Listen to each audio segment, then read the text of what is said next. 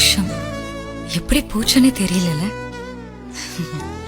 நமக்கு பிடிச்சவங்க கூட இருந்தா 3 வருஷம் கூட 3 நிமிஷம் மாதிரி தான் இருக்கும். இந்த 3 வருஷத்துல எவ்வளவு எண்ண முடியாத நினைவுகள்.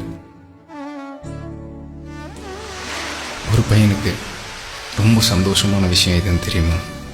அவனுக்கு ரொம்ப பிடிச்ச பொண்ணு அவனோட காதலை ஏத்துக்கிறது தான். நான் நினைச்சு கூட பார்க்கல நீ எனக்கு ஓகே சொல்வேன்.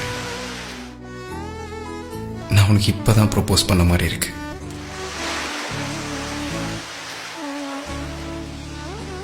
அந்த சமயத்துல என் இதய துடிப்பு எவ்வளவு வேகமா இருந்துச்சு தெரியுமா? பயமும் சந்தோஷமும் கலந்த ஒரு ஃபீல்.